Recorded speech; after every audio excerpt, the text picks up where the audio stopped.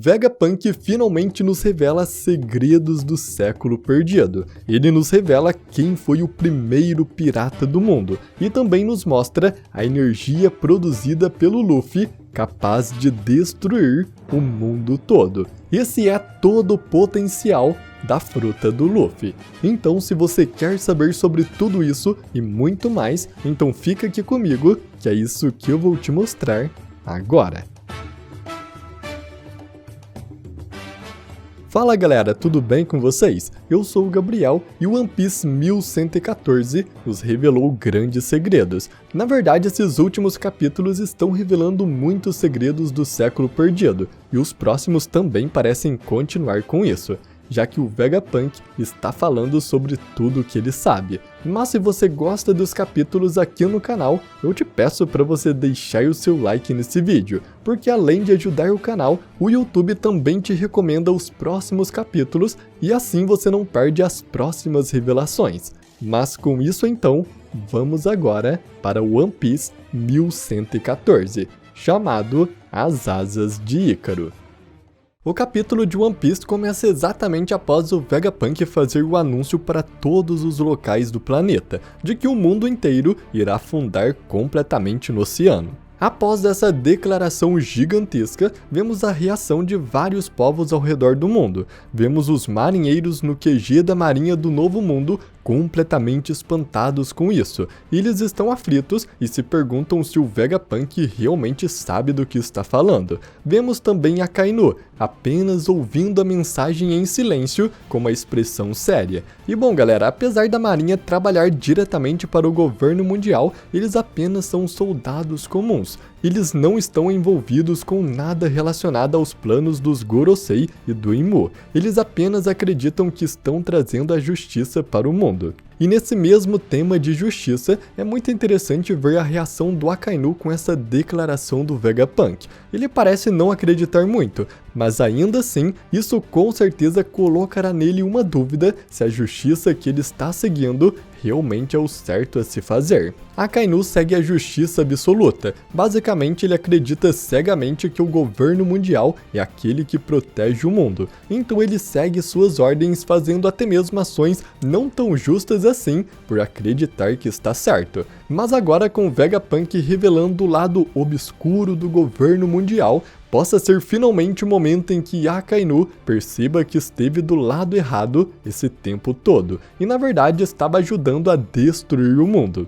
Mas vemos também a reação das pessoas de Mock Town, a cidade da zombaria, e fazendo jus ao seu título, as pessoas apenas zombam do Vegapunk, dizendo que ele é maluco e só quer arrastar o mundo todo com ele, deixando todos em pânico, que é impossível o mundo inteiro afundar no oceano. Uma reação semelhante também acontece em Water 7, onde os cidadãos dizem que se o Vegapunk estivesse falando da própria ilha de Water 7, eles acreditariam, já que a ilha está afundando aos poucos a cada ano que passa. Porém, ele dizer isso sobre o mundo inteiro é exagero demais. Doflamingo, ao ouvir a mensagem no nível 6 de Impel Down, cai na gargalhada. Ele zomba do Magellan, dizendo que o seu trabalho é proteger os detentos, mas o que ele vai fazer se o nível do mar subir tanto assim?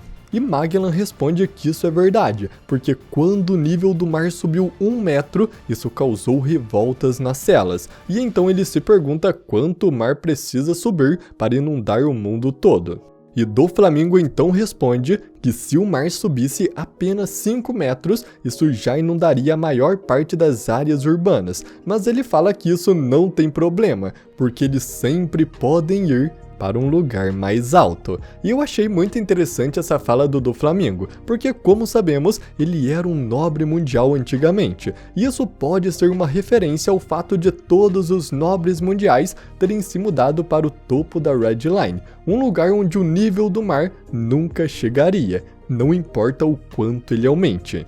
Vemos também o reino Ryugu na Ilha dos Homens Peixes, e Shirahoshi, preocupada, pergunta ao seu pai se isso realmente pode acontecer com o mundo, e Netuno responde que parece muito distante para ser real. Vemos também a reação dos marinheiros Jughead. Eles falam que isso é papo de louco e que isso é apenas mentiras para causar pânico em massa. No geral, as pessoas ao redor do mundo não acreditaram muito no que o Vegapunk estava dizendo, porém, os Gorosei mesmo assim estão apavorados. Eles se comunicam telepaticamente dizendo que precisam parar a transmissão imediatamente e que era para eles destruírem todo o sinal de vida que encontrassem. E depois que a transmissão parasse, aí sim eles se preocupariam com os danos. Mas Vegapunk então continua falando em sua transmissão. Ele fala que, de acordo com suas previsões, daqui a alguns dias do momento em que ele grava aquele vídeo, um terremoto excepcionalmente grande irá causar um terremoto no mundo inteiro, e que após essa calamidade, o nível do mar no mundo todo subirá 1 metro, e várias ilhas ficarão inabitáveis, e com isso, naturalmente muitas praias ficarão completamente submersas. Vegapunk também diz que se isso não aconteceu, então é para todas as pessoas simplesmente desconsiderar tudo o que ele disser, mas assumindo que esses eventos realmente aconteceram, então ele pede para que todos prestem muita atenção em sua mensagem. Após dizer essas palavras, o mundo que antes duvidava de sua mensagem, agora passa a confiar no que ele diz, já que realmente esse grande terremoto e a repentina subida do nível do mar no mundo inteiro aconteceram. Isso ocorreu quando Imu ordenou que usassem a arma Mother Flame no reino de Lulúzia, e o impacto fez com que um grande terremoto atingisse o mundo todo e também que o nível do mar subisse 1 metro. Ao ver que Vegapunk estava ganhando a confiança do povo com esta sua última afirmação, o Gorosei Saturno fica extremamente furioso. Ele grita para o Vegapunk não dar mais nenhuma palavra, e então parte para cima do Chapéu de Palha, disparando vários golpes com suas garras. Cada Chapéu de Palha se defende dos ataques, e Saturno, sem perder tempo, corre o mais rápido que pode para frente, passando reto pelo Chapéu de Palha. Ele começa então a conversar telepaticamente com os outros Gorosei e diz que irá atrás do Dendemushi que encontrar no caminho. Saturno então vai direto para o laboratório onde está a arma Mother Flame, e quando entra na sala, ele volta para sua forma humana, imediatamente destruindo todos os Dendemushi da sala com seu cajado, na esperança de que algum deles seja aquele que está fazendo a transmissão. Porém, a mensagem do Vegapunk ainda continua.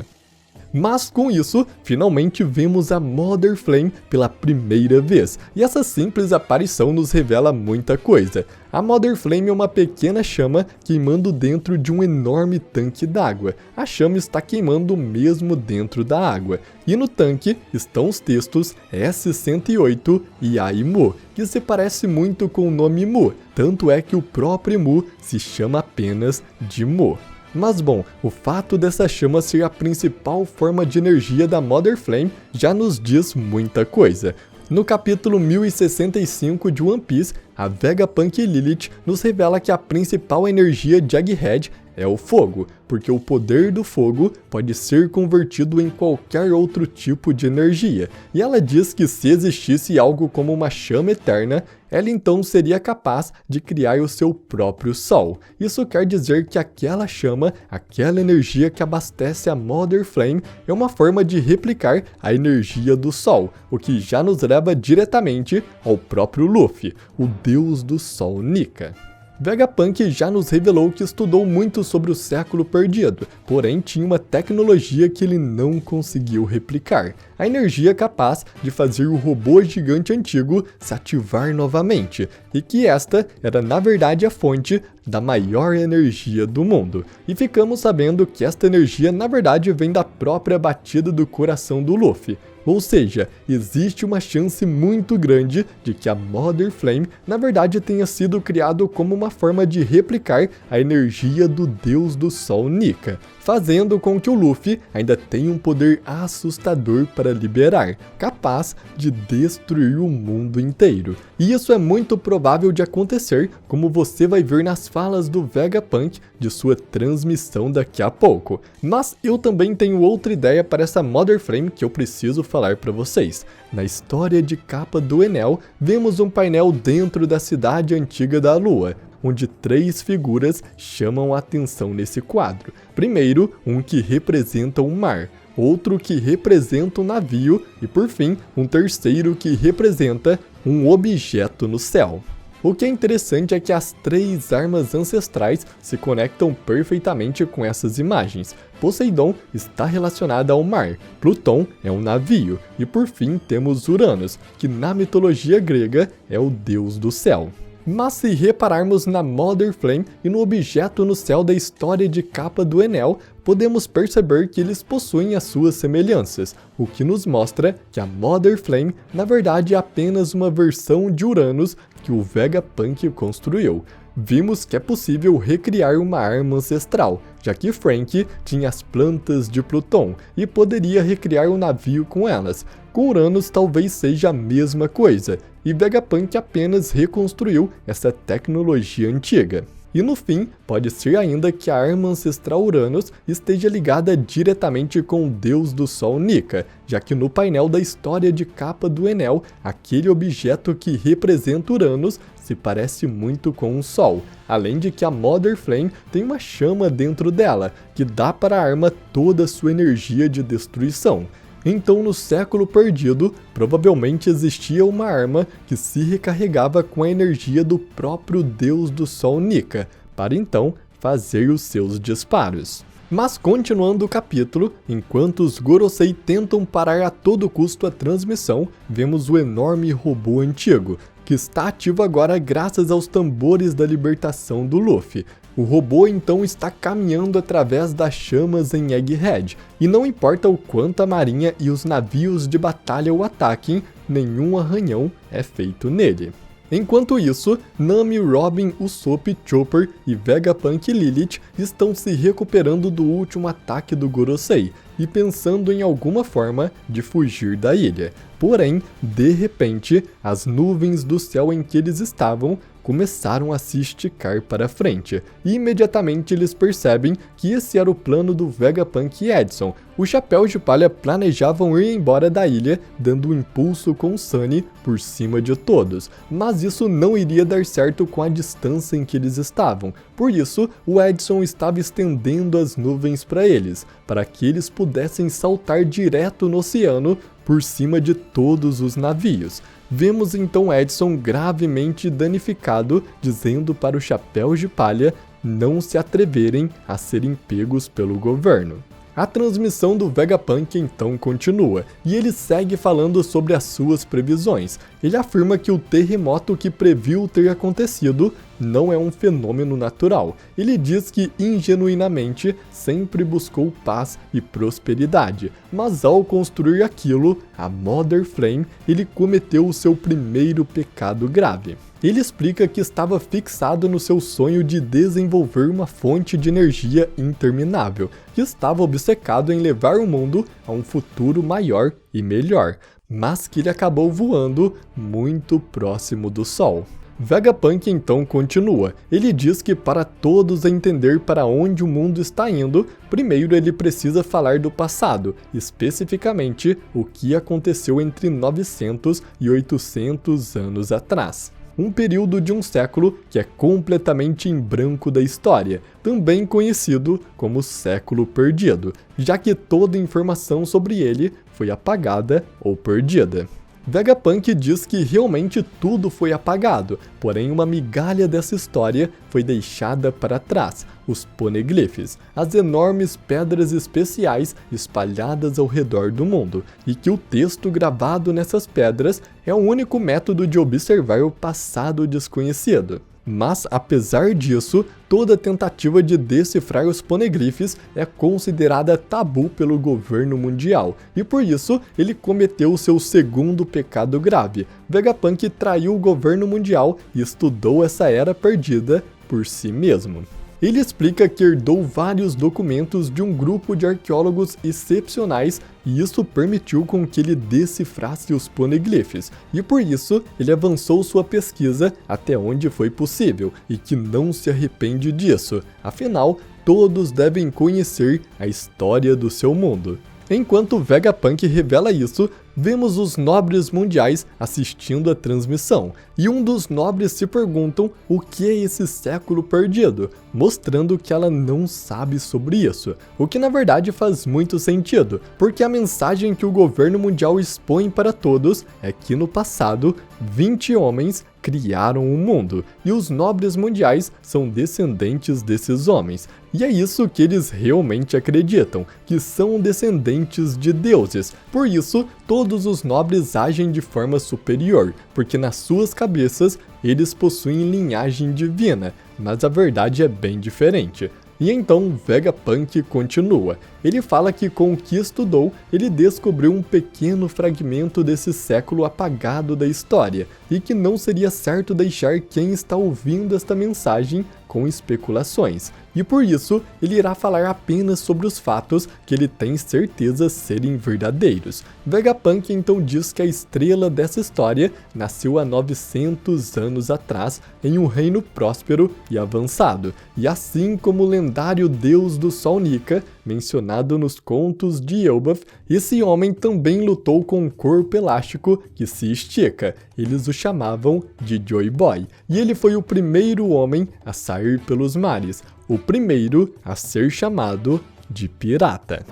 Enquanto Vegapunk diz isso, vemos Luffy enfrentando Gorosei Topman Warkuri, com os gigantes Dory e Brog. Luffy ativa sua forma Gear 5 novamente e fala que agora o seu soco vai funcionar. E então ele acerta a cabeça do Gorosei, mas de novo sua mão começa a doer por ser muito duro e os gigantes falam para o Luffy parar porque ele está os fazendo rir, mostrando que não importa o quão séria seja a situação, o deus do Sol Nika sempre traz alegria para aqueles ao seu redor. Mas bom, Vegapunk nos revelou uma grande informação. Joy Boy foi o primeiro pirata a existir no mundo e possivelmente também o primeiro rei dos piratas. Mas o que é curioso é que Vegapunk diz que ele é mencionado nos contos de Elbaf. Isso significa que Joy Boy está diretamente relacionado aos gigantes. Talvez ele foi um gigante no passado, o que explica o enorme chapéu de palha em Mary Joyce. Mas o deus do Sol Nika também pode ter sido apenas um conto entre os gigantes do século perdido, uma história contada entre eles, e pelo desejo de que esse ser dos contos fosse real, uma Akuma no Mi nasceu desse sonho, e Joy Boy foi aquele que comeu essa fruta, se tornando o próprio deus do sol do conto dos gigantes. Mas, de qualquer forma, Joy Boy é aquele que traz alegria e ares de liberdade para todos. É aquele que, com certeza, sempre que aparece, vira o mundo de cabeça para baixo.